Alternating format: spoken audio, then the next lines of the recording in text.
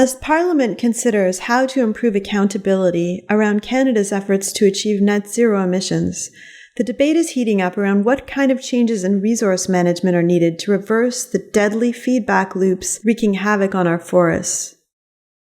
But what if the best forestry management policy were to do absolutely nothing? So grateful to have you with us. Thank you. It's very nice to be here. That is precisely what is being asserted by leading climate scientist Dr. William Mumma, who recently gave a presentation on forest management in a webinar hosted by the La Pêche Coalition for a Green New Deal. Nature is already removing far more carbon dioxide than any technology we can imagine. The forests alone are absorbing something in the neighborhood of 30% of what we put in every year. Tell me of one technology that is capable of removing anything like that. In fact, the attempts to do it so far is very close to zero. And yet we're spending significant amounts of money to develop those, and we're actually giving subsidies to cut down the forests. And that's very troubling. Dr. Mumma, Professor Emeritus of International Environmental Policy at Tufts University and longtime contributor to the UN's Intergovernmental Panel on Climate Change, coined the term proforestation in 2019 in an academic paper. Forestation means to grow forest. Proforestation means you're in favor of growing forests. Seems fairly simple, but it's created a bit of a backlash among the people who want to cut forests. Though 11 billion tons of CO2 are added to the atmosphere every year, only 5.1 billion tons remain detectable. That is because the remainder is absorbed by the oceans and forests. The forests alone absorb about 30% of what we put in the air every year. This is just showing a study that was done a few years back for a temperate forest here in New England, actually. It was in Vermont. And it shows, what is that, 10 different ways you can manage a forest. You can clear cut it on the left end, and you can do no management on the right end. And what you see is if you harvest it and turn it into wood products, and you often hear, well, we should harvest more forest and we can store the wood in wood products. Well, if you look at even with a clear cut, the light color compared to the dark color, only about half of the carbon gets stored in the wood products. And if you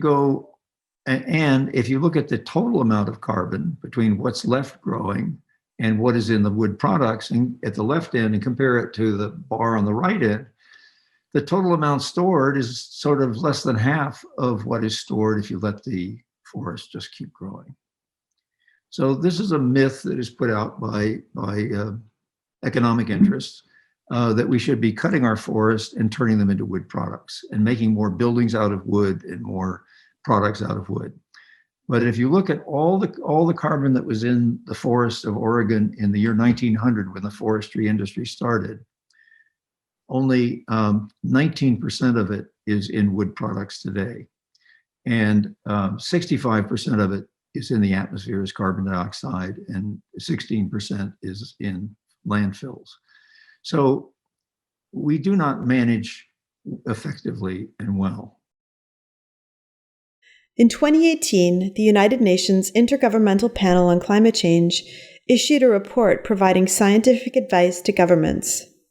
It states that to keep temperatures from rising excessively, global net anthropogenic carbon dioxide emissions must decline by 45% from 2005 levels by 2030, reaching net zero around 2050. Net zero means that natural systems are taking out as much as we are putting in. You hear all these statements being made by governments that, we will be net zero carbon by 2050. Well, that's actually, I think, not very ambitious, because the current temperature rose in 2020 by about 1.25 degrees Celsius above the baseline years. And so we only have 1/4 degree to go before we are at 1.5 degrees if this continues. According to social ecologist Karl-Heinz Erb, altering forest management to let more trees grow would allow global forests to accumulate twice as much carbon as they presently do. Now, that's really extraordinary because remember, the forests are already removing close to 30%, and that means they could be removing close to 60%. And there is a study that goes back to 1990, just showing the difference between how much carbon is in an old forest that is allowed to keep growing and one that is managed sustainably. The green bar at the top is the amount that was in the forest originally. And you see that that after that old forest is cut, there's a big drop in the amount of carbon. And then there's a rise as the trees grow back, then it's cut again, and the rise, it goes back, and so on. So when you hear that, well, we manage sustainably, which means we don't cut more than grows in a year, somewhere in the other part of the forest, that's not getting us anywhere. We have to do better than that. We have to be increasing the growth because that's increasing the removal from the atmosphere. According to Susan Cook-Patton of the Nature Conservancy, the potential for growing forests to accumulate carbon by natural regrowth is better than active management and has been underestimated by 32%. As soon as we get to the point where we have reduced our emissions from everything we can, and we've increased the growth of forests and other systems, grasslands, wetlands, and so forth, then we will start removing carbon dioxide from the atmosphere. As we remove carbon dioxide from the atmosphere, the Earth will cool. As the Earth cools, these feedback loops will diminish, and they will diminish more rapidly the more we cool. So instead of increasing the amount of heat-trapping gases as we do things, we will be decreasing them. So ironically, it's a situation where protecting the Amazon or protecting forests in Nova Scotia or in Massachusetts will actually eventually help to refreeze the Arctic. It could get to that point. So let it grow. Thank you.